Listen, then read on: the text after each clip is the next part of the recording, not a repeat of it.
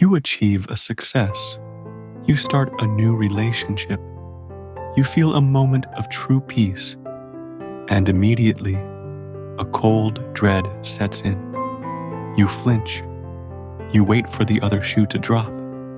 This is the joy sabotage, the psychological mechanism that makes you resist happiness because you anticipate the pain that will inevitably follow it.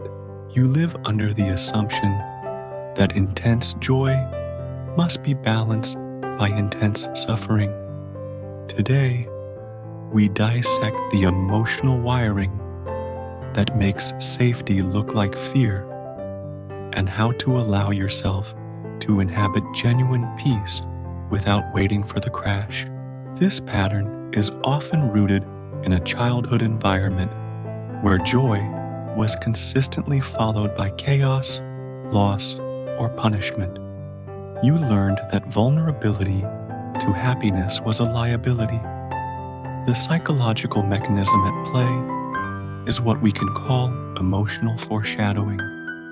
The mind uses the presence of joy as an immediate warning sign for impending doom. You unconsciously self-sabotage moments of high happiness, picking a fight, making a mistake, or pulling away to control the inevitable crash. The pain you inflict on yourself is designed to be less severe than the pain the universe might inflict, giving you the illusion of control.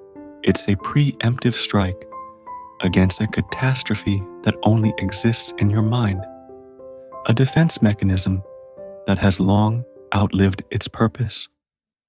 You learned that if you controlled the fall, the landing wouldn't hurt as much. So now, you break your own heart before someone else can. You find a flaw in the perfect moment, a reason to end the celebration early. This isn't a conscious choice. It's a deeply ingrained reflex, a survival tactic that has become a prison. The very thing that once kept you safe now keeps you from feeling truly alive. The breakdown happens in the loss of the present moment. You suffer from anticipatory anxiety, unable to experience peace because you are mentally fighting a future disaster that hasn't happened yet. The psychological cost is immense, a constant state of hypervigilance.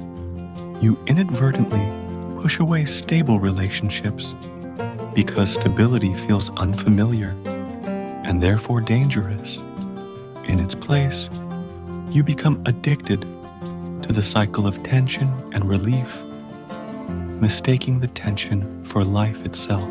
The calm feels like the eerie quiet before a storm, so you create your own wind just to feel something you recognize. You are using your greatest potential for happiness as your greatest source of anxiety. Every good thing becomes a countdown to a bad thing. You're not living in the now, you're living in the what if. This robs you of genuine connection, deep peace, and the simple, beautiful experiences that make up a life. You're holding your breath, waiting for an impact, but the only thing you're impacting is your own well-being. The shift begins with grounding in unconditional safety. Healing isn't about fighting the fear. It's about anchoring yourself in the present reality. The practice is to use physical sensation to interrupt the emotional foreshadowing. When you feel joy, followed by that familiar dread, do something physical. Hold a piece of ice in your hand until it melts.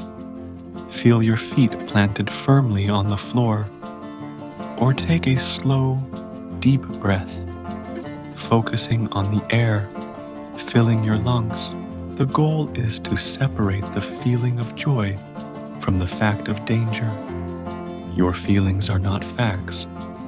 Joy is not a predictor of doom.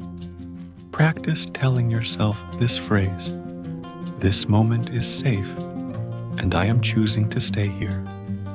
The key is to consciously tolerate the anxiety that comes with peace, proving to your nervous system, moment by moment, that stability is the new, lasting reality.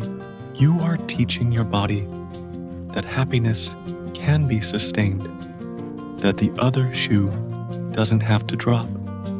You are rewriting the script.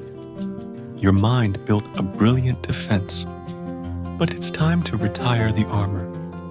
It served you well, but its watch is over. Choose to inhabit your joy. Choose to tolerate the peace. Your life is safe enough to be happy now. Thank you for watching.